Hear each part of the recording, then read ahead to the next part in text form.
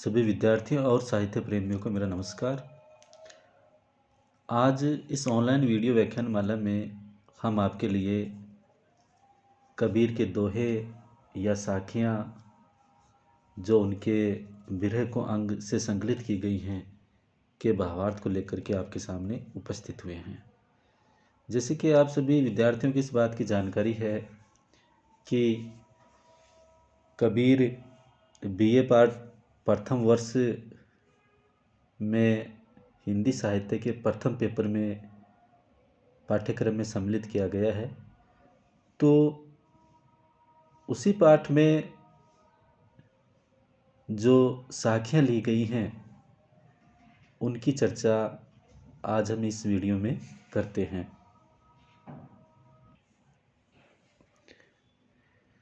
सबसे पहले हम साखी शब्द के बारे में भी थोड़ी सी चर्चा कर लें तो हमारे लिए अच्छा होगा। साक्षी शब्द का तद्भव शब्द साखी है। साक्षी या साक्षी यानी गवाह है। साक्षी वह है जिसने स्वयं अपनी आंखों से तथ्य देखा हो। साक्ष्य का अर्थ है आंख से देखे हुए तथ्य का वर्णन। हिंदी में साक्षी शब्द साक्षी और साक्ष्य अर्थात गवाह और गवाही दोनों अर्थों में प्रयुक्त हुआ है। कबीर ने अपनी इन उक्तियों का शीर्षक साखी इसलिए दिया है क्योंकि उन्होंने इसमें वर्णित तथ्यों का स्वयं साक्षात्कार किया है। उन्होंने किसी से सुनकर अथवा दूसरे ग्रंथों में उपलब्ध बात नहीं कही है। यह सर्वथा मौलिक है। अपन कह सकते हैं कि साखी एक उपदेश प्रधान काव्य रूप है जिसमें प्राय नीति, वैराग्य और अध्यात्म प्रधान बातें कही गई हैं। साखी का एक तात्पर्य भवसागर में डूबते हुए जीव का उद्धार करना भी बताया गया है।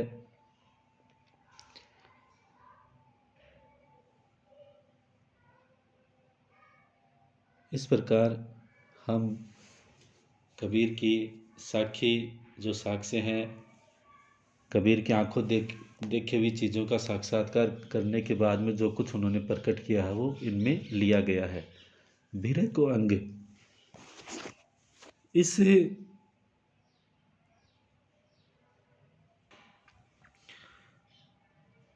आत्मा परमात्मा का साक्षात करने के बाद में जो उसके मिलन के प्रति दिन रात विरह वेदना में व्याकुल रहती है, उन्हीं बातों का यहाँ उल्लेख किया गया है। तो हम इसका अब भावार्थ देखते हैं। बिरहनी उठे भी पड़े दर्शन कारणी राम, मुआ पीछे देहूंगे सो दर्शन की ही काम। मुआ मरने पर, कारणी के लिए,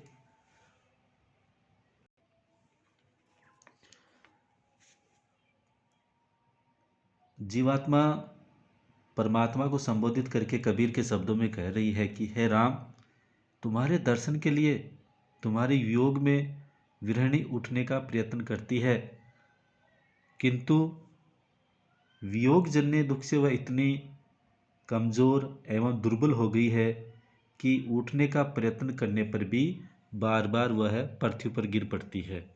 मुआ पीछे देहूंगे सो दर्शन के ही काम। इसलिए हे परमात्मा रूपी प्रियतम, यदि तुम उसके मरने के बाद में उसको दर्शन दोगे तो वह दर्शन किस काम का होगा। मुआ पीछे जिनी मिले कहे कबीरा राम, पाथर गाठा लोह सब पारस कौने काम। मुआ पीछे यहाँ पर भी मरणोपरांत से तात्पर्य है। जिनी यानी मत, घाटा घट गया हो, समाप्त हो गया हो।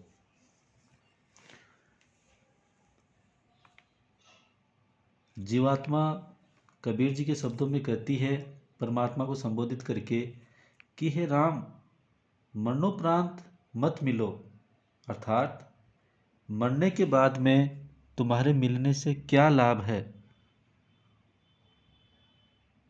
मुआ पीछे जिन मिले कहे कबीरा राम, पाथर गाठा लोह सब पारस कौने काम। जब सब लोहा ही पत्थर हो जाए तो फिर पारस मिलने से क्या लाभ है। ठीक इसी प्रकार जब साधक साधना तपस्या करते करते बिल्कुल निष्प्राण हो जाए तब हे प्रभु यदि आप मिले भी तो क्या लाभ, क्योंकि जो साधक तुम्हारे मिलन का इच्छुक था वही अब केवल अस्थि मांस का ढेर हो रह गया है। जैसे यदि लोहा अपना सारतत्व खो दे और पाषाणवत हो जाए तो पारस मिलने पर भी वह सुवर्ण नहीं हो सकता। इसलिए हे प्रभु इस जीवन में ही अपने दर्शन देने की कृपा करो। अंदेसड़ा न भाजीसी संदेशो कहिया के हरि आया भाजीसी के हरि पासी गया। अंदेसड़ा आशंका या चिंता के लिए है, कहिया कहने से, के या तो, आया आने से, बाजिसी भाग सकती है, गया जाने से। यहाँ विरहिणी जीवात्मा परमात्मा को संबोधित करके अपने हृदय की वेदना को प्रकट कर रही है और वो कहना चाहती है कि या ये कहें यहाँ विरहिणी की आशंका, चिंता और व्यथा केवल प्रिय का संदेश कहने से नहीं जा सकती है, वह या तो प्रभु के आने से अथवा उस विरहिणी के प्रभु के पास जाने से ही जा सकती है। अर्थात जीव का विरह जन्य दुख केवल प्रभु मिलने से ही जा सकता है, बातों से नहीं। यह तन जालो मसीह करूं जू धुआं जाई सरगी, मति वे राम दया करे बरसी बुझावे अग्गी। जारो जला दूं, मसीह स्याही के लिए है, भस्म है, जो जिससे सरगी स्वर्ग, मति शायद संभव है। कबीरदास जी के शब्दों में विरहिणी कहती है कि यह तन जालो मसीह करूं जो धुआं जाई सरगी, कि विरह व्यथा सही नहीं जाती। जी में आता है कि इस शरीर को जलाकर भस्म कर डालूं, जिससे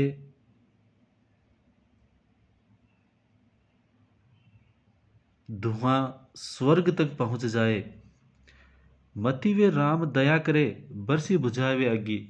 संभव है उस धुएं को देखकर प्रभु दया करें और अपने दर्शन वर्षा से इस विराग्नि को बुझा दे और मुझ विरहिणी को शांति प्रदान कर दे। यहू तन जाले मसीह करूं लिखो राम का नाऊं, लेखनी करूं करंक की लिखी लिखी राम पठाऊं। लेखनी कलम से तात्पर्य है, करंक एक हड्डी है जो खोपड़ी में पाई जाती है, या अपन यह भी कह सकते हैं कि सिर की हड्डी। विरहिणी जीवात्मा परमात्मा को संबोधित करके कह रही है कि हे प्रभु यह विरह व्यथा सही नहीं जाती है। मन में आता है कि इस शरीर को जलाकर उसकी भस्म से स्याही बनाऊं और सिर की हड्डी से लेखनी बना बनाकर राम का नाम लिखकर उनके पास पहुंचाऊं, जिससे वे समझ जाएं कि लिखी लिखी राम पठाऊं, जिससे वे समझ जाएं कि विरहिणी की क्या दशा है या मेरी विरह वेदना में वह वियोग जनित जीवात्मा किस प्रकार से दुखों का सामना कर रही है। कबीर पीर पिरावनी पंजर पीड़ न जाई, एक ज पीड़ प्रीति की रही कलेजा छाई। पिरावनी यहाँ पीड़ा देने वाली है, पंजर शरीर के लिए आया है, पीड़ित यानी प्रीति के लिए है। कबीर कहते हैं कि सामान्यतः कोई भी पीड़ा कष्टकारक होती है और शरीर से वह पीड़ा जल्दी नहीं जाती है, किंतु प्रेम की पीड़ा अनूठी होती है। एक ज पीड़ प्रीति की रही कलेजा छाई, कि जो प्रेम की पीड़ा होती है वह उसकी कसक या उसकी पीड़ा कलेजे के अंदर तक छा जाती है, और जब तक परमात्मा के दर्शन नहीं होते हैं तब तक वो निरंतर सालती रहती है। चोट सताड़ी बिरह की सब तन जर्जर जो हुई, मारण हारा जानी है कि जी ही लागी सोई। चोट सताड़ी बिरह की सब तन जर्जर हुई।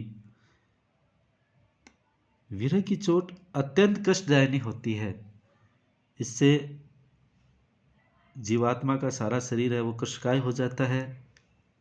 इस चोट को चोट देने वाला अर्थात या तो प्रिय समझता है, या जिस प्रेमी पात्र को यह चोट लगती है वही प्रेमी इसकी पीड़ा को सहन कर सकता है। धन्यवाद।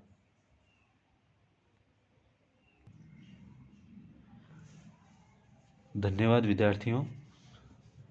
इस प्रकार कबीर की कुछ साखियों की चर्चा, उनके भावार्थ को आपको समझाने का प्रयास किया है। शीघ्र ही हम अगला वीडियो लेकर के आप सभी विद्यार्थियों के सामने उपस्थित होंगे। धन्यवाद।